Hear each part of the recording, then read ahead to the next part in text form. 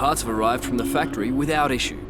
They'll be fitted to the car in time for the next session. Hey, what's up guys, aarava here, and welcome back to the episode of my F1 2018 career mode, episode number 117 today for the Hungarian Grand Prix in Season 6. If you guys did miss the previous one then at the German Grand Prix, then be sure to go check that one out before you see this one. But heading to this episode then, a minor engine upgrade there. You can see the ERS has been upgraded, so hopefully it'll be a little bit easier in qualifying and the race to manage the ERS, especially in the race. It will come in handy. Being able to use hot lap mode for most of the race came in real handy last season, and it has been a struggle so far to get kind of used to having to really focus back again on saving electrical deployment every single lap pretty much, but hopefully we're making strides to getting back to where we were last season with that ERS system like we had it on the Ferrari on this Red Bull car, of course. But we come into this episode then with Renault plateauing, some suggestions that maybe Renault have actually maxed out on their performance here, so that's maybe why they're not upgrading. They also could be saving resource points quite logically for the R&D reset that might be coming up in the next, I think, 4 episodes time or so. It usually happens around the Japanese Grand Prix, so we'll look out for that. But anyway, we've got a fair few episodes till that comes, so we're fully focused on just upgrading the car and focus on doing the best job we can. But as you can see, it is torrential rain at the moment at the Hungaroring there. Full wets needed for the entirety of Saturday, it looks like, according to the indicators. So definitely the car felt like a bit of a boat, and I was steering it through the river. That was the Hungaroring, but we get through into Q2, thankfully there, just about P13. Verstappen does a better job in P4, but one man who didn't have such a good time was Ricciardo, knocked out in Q1. So he had a horrid time at Germany last time out, spoiler alert, had a DNF, mechanical failure at Germany, and now he gets knocked out in Q1 at Hungary, which is going to be such a just tough place to overtake. You know, it's Monaco without barriers, so he's going to have a very tough time. So the season does not get any better for Daniel Ricciardo, the man who moved to Renault for better fortunes and actually is probably just end up with worse fortunes. I think he's probably had way more bad luck than I think he's had more bad luck in Renault than he has had in Red Bull the previous 2 seasons of career mode, in Season 4 and Season 5 combined in a way. So, yeah, very, very unfortunate signs for him. So, Q2 then, the same deal. Just trying to get through and survive, honestly. Wasn't a very good first few runs for us, though, I will admit, in Q2. Not very quick, because we eventually are, you know, down out in P13. Even this first flying lap then on the kind of second run, if you will, was not good enough in the end. I think a lot of it was to do with the massive amount of oversteer I was getting in the last corner. I lost a good, half a second maybe just on that snap of oversteer and controlling the car. So we continue on. There's 20 seconds left in this session, so we do go on, even though we're negative at the very start of the lap, and pretty much we're negative for most of this lap. Actually, you'll see we only gain time right at the end of the lap. We're P11. We desperately need to have an improvement on this lap if we want to continue in qualifying into the top 10 shootout. And on the exit, the last corner, we gain back some time we lost on that previous run, and we do make it in just about in P9. Verstappen down in P7, so also he struggled there with Fernando. Alonso doing a great job with Hülkenberg up in P2, and the Saubers looking pretty damn quick actually, as they're really high up there actually. Bottas P3, Leclerc P6, so they're looking very good maybe for the top 10 shootout, because it will be also raining in Q3. And again, Renault falls. This time it's Carlos Sainz. He is knocked out in P12, so a horrendous time for Renault. I mean, both of them had a double no points scoring position at Germany last episode, and they come into this weekend, torrential rain. Both of them knocked out before Q3, one of them before Q2, which is embarrassing. And so both of them way down the order, and hopefully our car can perform quite well in Q3 here, or at least Verstappen can. Obviously, you guys know I'm not too great in these conditions, but Verstappen at the moment is on provisional pole position. So I'm trying to do the best job I can, although you can see skating across there with aquaplaning, and they're hitting the curb in the grass a tad.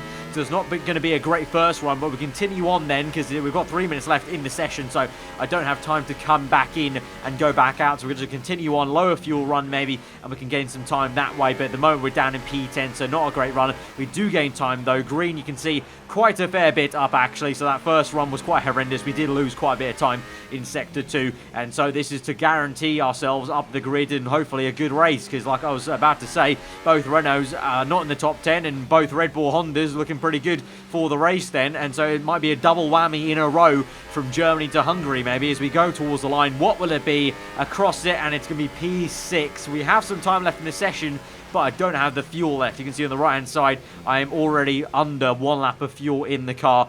With maximum amount of fuel running, I wouldn't make it to the end, so I just didn't even bother trying to continue my lap. So we just accept our P6 then. GG's to Verstappen. He gets pole position, so fair play. He looked really on it through that entire qualifying session and might be pretty damn good in the race, but I'm going to hope to try and take the fight to him and try and catch up and give him a fight for the race win. It looks like we have a race-winning car package here at Hungary, and with Renault, like I said, down the order, we have a very good chance to make this a double whammy weekend from last episode to this one. So let's go to the grid and see how things shape up, if anyone has any engine penalties to talk about. We've seen some astonishing Grand Prix here over the years, haven't we? The drama of 2015 is a recent example. Jenson Button's first win on a wet track in 2006, or in 1997, Damon Hill's heartbreak in the Arrows after a late gearbox failure cost him what would have been the team's only ever victory. What a wonderful place this is to come racing today. Located 12 miles northeast of the Hungarian capital Budapest, the 14 corners of the Hungaroring are steeped in history and prestige. Overtaking has always been difficult on this technical 2.7-mile circuit, but the last few years in particular have turned up some exceptional races. Let's hope we're in for another one here today. Anthony Davidson joins me again for the race today. Let's talk about the engineer. What do you make of their performance so far this season? It's been a really solid year so far. There have been some incredible standout performances, but what's really impressed me has been the consistency. With this kind of form, I'm expecting another great race today. So let's take a look now at the starting grid ahead of the Hungarian Grand Prix for Season 6 of F1 2018 career mode then. So a great day for my teammate Max Verstappen on pole position for the Hungarian Grand Prix alongside veteran Fernando Alonso in second place in the McLaren. Third place Pierre Gasly with fourth place Nico Hülkenberg in the first of the Mercedes cars. Then myself in P5 alongside Charles Leclerc. Sergio Perez next with Romain Grosjean. Hartley and Carlos Sainz rounds out the top 10, so he gets up into the top 10 with some engine penalties there. And one of them is Stoffel van Dorn down in P14. Magnussen P15, Dan Ricciardo in P16, knocked out of Q1. Ocon, Stroll, Sorokin and Valtteri Bottas round out the grid. Bottas with engine penalty, unfortunate because he was in the top 10. So like I said, with both Renaults way behind us, especially Dan Ricciardo and Carlos Sainz P10, we have a very good chance of doing a kind of double in a row, getting the wool over Renault's eyes here and getting a load of points in not only the Drivers' Championship, but also the Constructors. For us versus our teammate, it's about trying to catch him up. He's on pole. He has a very good chance of getting away in clean at the very start of this race. So I have to try and navigate these cars ahead of me, but that might be an issue. Obviously, Hungary is quite tough to overtake, but we'll try our best. It's going to be a one-stop today, soft to mediums, everyone getting a free choice of tyres, of course, as we all qualified on the full wets yesterday. But here we go then to 5 red lights to the Hungarian Grand Prix, and we're underway just before the F1 summer break, and it's a pretty poor start though for me. You can see really bogging down, a little bit of oversteer actually, that pushed me a little bit left, and it's a great start for Charles Leclerc, and also a great dive bomb there for the Haas of Romain Grosjean. Once again, Grosjean very realistic in the game here with some dive bombs and a half, and Leclerc on my outside there gets me for chips on the exit, and so he's up into P6. He battles Romain Grosjean. We're going to try and make it 3 wide here on the left-hander. Leclerc's got him, we've got him round the outside. Very nice move on the Frenchman, and so now we look at the back of that Alfa Romeo Sauber car, but Verstappen is away in first place. Second place is not Fernando Alonso, it's Pierre Gasly, who's got a great start there to get ahead of Fernando, and he's down in third place then in the McLaren. But Verstappen already on the minimap, you can see, has got a pretty good gap then as we move on to lap 2, and we're trying to size up Charles Leclerc if I can. He's held up and bogged down a little bit by the Mercedes car up ahead of Nico Hülkenberg. We have a little look on the outside here, up the hill, can't quite get the traction, and there's overspeed we need mid-apex though to make that move, and you can see pretty much pushing him through that chicane. So at the moment we are pretty much getting to that point where this is why it's kind of called Monaco without barriers, because it really does feel like Monaco in a way right now. I just can't get away past at the moment because we've compromised on aero. I can't get the straight line speed exactly on the Sauber. I'm pretty sure the Sauber is running maybe lower wings than we are. We try and move to the outside here, but very awkward anyway, let alone trying to go around the outside of a car that corner is, and so we have to stick behind in P6. Can we do maybe anything in the last corner? If you get a good enough exit, maybe use that extra aero we've got to plant the power earlier, but we get a little bit of wheel spin there. Verstappen setting the fast lap of the Grand Prix. We hit a PB, but nowhere near Verstappen's time quite yet, because you can see how much we are getting affected by this traffic, and in a straight line just then I just couldn't do much to really close up to the Sauber car. So at the moment a little bit worried how much longer we're going to get held up by Leclerc, and not only him, it's really the entire train that's kind of causing this, because look at the mini-map there's a train of Gasly, Alonso, Hulkenberg, Leclerc, and Verstappen's just nowhere near that. He's really waltzing away in first place right now, but here we go now on the next lap, on towards lap number 5. This will be, I think, with DRS open. Can we make a Ricciardo-esque dive bomb here? Down the inside in the Red Bull car. We go to the inside apex, really ride the curb though to give Leclerc the room. He's off circuit and is accelerated, so that's a little bit iffy to be honest, but we're going to try again on the outside this time. Can we do what we did to Romain Grosjean to Leclerc this time? We're still there to the inside. We lift off mid-apex. We make it work. We just about get that. He leaves us enough room. GG's to him for doing that, and we're up the order, and now we can chase after the German Nico Hulkenberg, but thankfully past Sauber, and definitely the Sauber was going a lot slower than the Mercedes car is, so this won't be so much of an issue in terms of traffic maybe, but then we've got Alonso and Gasly to all to contend with, but you can see there on the replay camera how much further ahead Max Verstappen is at the moment. He is in a world of his own, dominating this Hungarian Grand Prix. I mean, fair play, that's what you get for getting on pole position, to be honest, at a circuit like this. Anyways, we go through the motions then of this first stint, trying to push away from Leclerc and catch up to Hulkenberg. We are doing that. You can see on the mini-map we are getting away from that red or maroon dot rather, and we are catching visually up right ahead of us to Hulkenberg, so maybe on the next lap or two, although the safety car is now called out for Lance Stroll out of this Grand Prix, and so I was about to say maybe we can overtake them in 2 laps time or something like that, get on the back of Hulkenberg, but now we'll be right up the back of him on the restart of the safety car. No point in pitting for anyone really, apart from those on ultra tyres. I actually forgot to mention that entire time Leclerc was actually on ultras. Him and Ricciardo, strangely enough, were one of the few drivers that started this race on ultras, even though you get a free choice, and everyone chose the more logical option of starting on softs and making a one-stop work.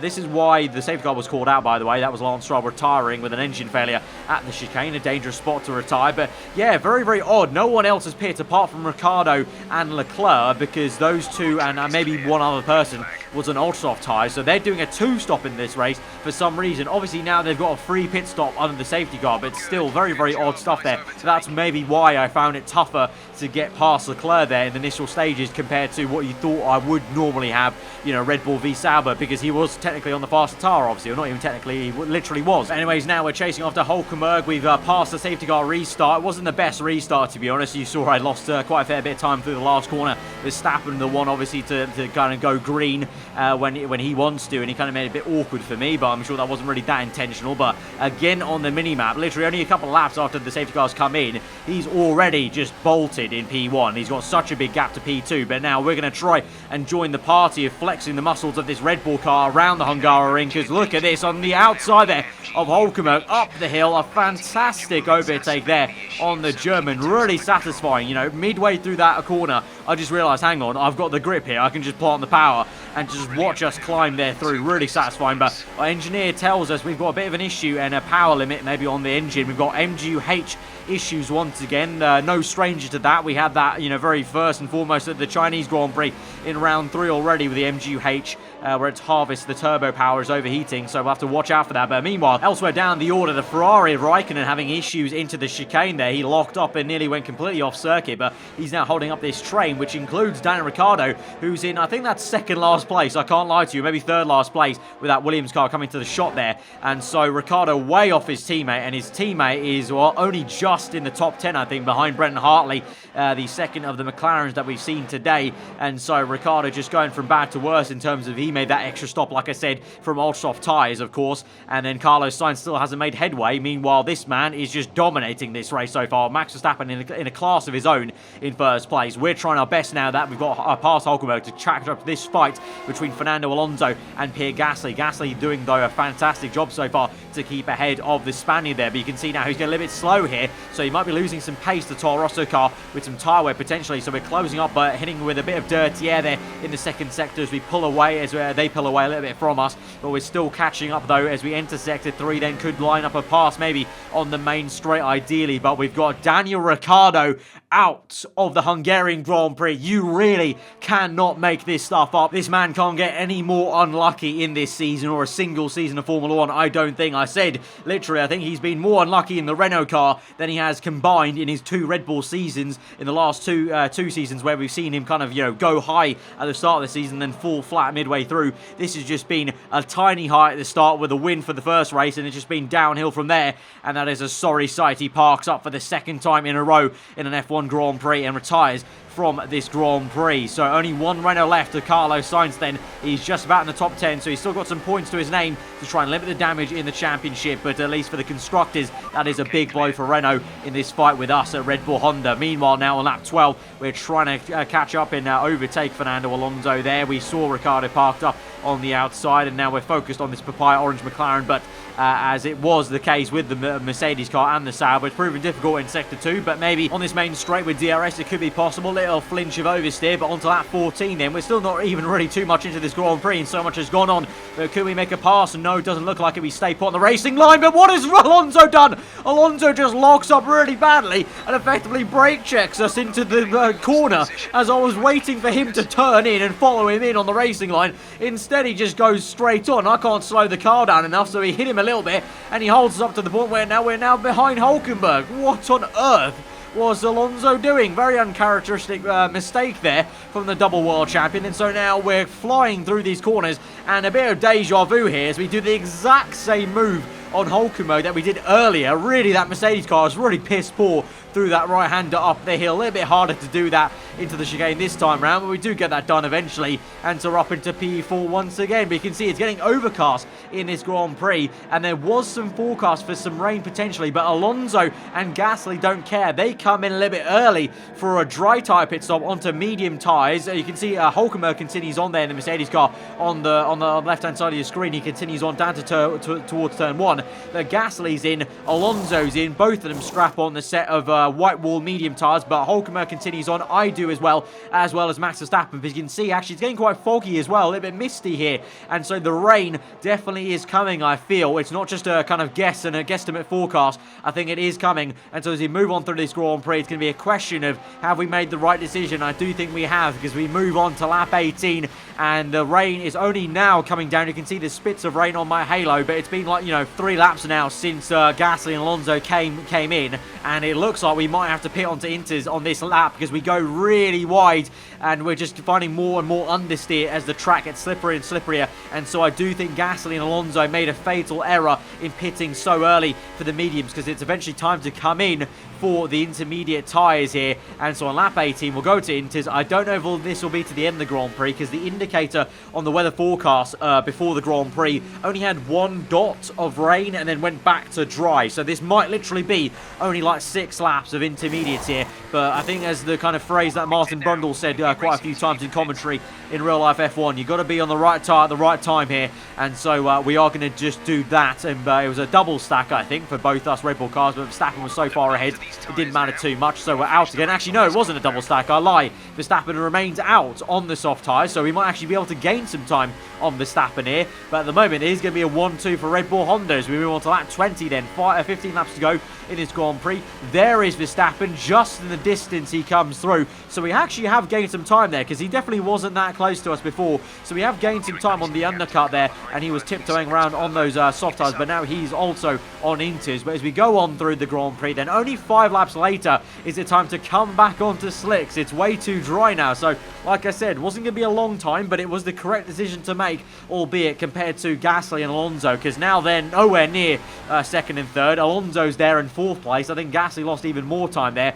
P3 is Hülkenberg. I'm P2. We have a bit of an issue coming into the pit lane, but to be fair, it's actually probably a better thing we slow down, because Verstappen is coming in on this lap as well. So this time it will be an actual double stack for the Red Bull Honda team. So we'll lose a little bit of time as the pit crew pause a little bit before they make my pit stop onto soft tyres. But it doesn't matter. We're still ahead of Hülkenberg. And so as we come out the pit lane, pretty much now, I think you could say we've booked in this 1-2. Verstappen has been on another planet to this entire race, so fair play, GG's to him. He's dominated this Grand Prix in first place.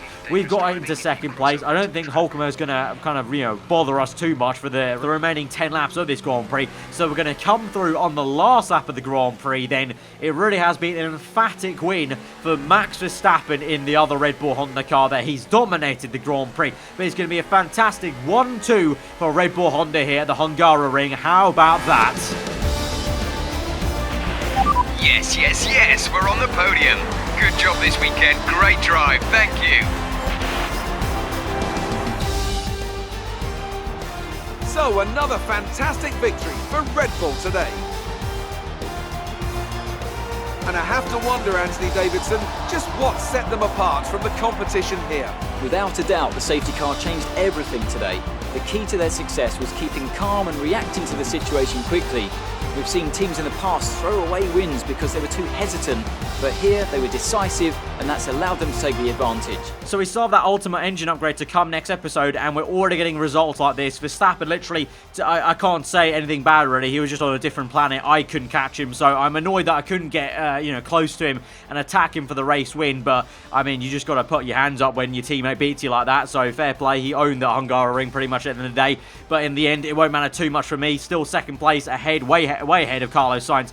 He was only in the lower points there. Ricciardo with a DNF, and so Drivers' Championship is looking very comfortable for myself. Verstappen is actually probably more likely to catch and overtake Carlos Sainz for second place in the championship at this rate, you would say. And constructors-wise, we're looking better and better by the day here. Thank you very much, Renault Reliability. It seems like a magical decision to switch to Honda power units this season. No issues for us, for either me or Verstappen here. Amazing performance out there. You must be really happy. You gained a lot of positions during the race, didn't you? Gonna go with the power advantage, just appreciation here. Just gonna kind of go full spectrum on this interview. Everything went your way today. It looked like you had a really good strategy for the race. Answer to that, to what I just said before, I'm going to go and compliment the chassis side of the car right now in this second question here. You're surpassing all expectations. Can anything or anyone stop you? And now's the time to be a little bit cocky, a little bit cheeky, tongue-in-cheek, and go with showmanship answer on the right-hand side. How did your team respond to the poor conditions today? And finally, going to go with the left-hand side. I really like that phrase there. The sun wasn't shining, but my team was. Definitely was the case, especially for both of us, with the 1-2 there in the race. Appreciate your time. And so we go to the end of the episode. Things are looking good at the moment, though. Verstappen is beating me on the rivalry, so we need to be a little bit careful of that. But we are beating Gasoline. We do get 500 extra points there for meeting our objectives. So a nice contract bonus there achieved. And speaking about contracts, we do negotiate successfully a new contract. Pretty damn good. I think it's level 3 on upgrade speed. I think 2 or 3 simultaneous upgrades available. And the full maximum race bonuses we can get for 75% added on. And also the first driver perk there, so very good contract we've signed there. The only thing I couldn't get was pit stop efficiency. We had to undersell ourselves a little bit because I got denied 1 attempt, but in the end it won't matter. We tick the boxes that we want to, basically. And so we go to the end of the episode. I was thinking about getting that ultimate fuel consumption upgrade, but in the end I thought, well, I'll go for the minor fuel consumption upgrade on the right hand side instead, the cheaper option of the two, and that we don't have to wait as long. And so next episode we'll get the minor fuel update and the ultimate engine power upgrade, so a kind of double whammy in a way at the Belgian Grand Prix. Although I've got to say, if we pause it at this screen, I'm very shocked that going to Hungary, how far down the order we were engine power-wise. I thought we were still like P4, catching up to Toro Rosso and Renault. It seems like other teams around us were upgrading their power units much more than we were in the last couple episodes, because we are midway through to the lower end of the category there, behind the likes of Sauber even. So no wonder I found it difficult maybe trying to close down Leclerc in a straight line. So very baffling, but hopefully that upgrade now, the double whammy upgrade, will take us back up into P3 in the standings for the engine power out and out. So yeah, very, very peculiar in the end. But guys, a very, very enjoyable episode, especially a great one for Red Bull Honda and Verstappen, you know, looking very, very good there. I don't know, could this turn into more of a Red Bull v Red Bull situation rather than Red Bull v Renault perhaps for the championship? We'll have to see, because Renault just haven't been just haven't pulled their socks up for the last 2 episodes. They need to do better. So guys, if you did enjoy the episode, smash that like button. Let me know your thought in the comments below. If you're not here to subscribe for weekly forum content, I've been Alfa. Enjoy the rest of the day. I'll see you guys next time. Goodbye.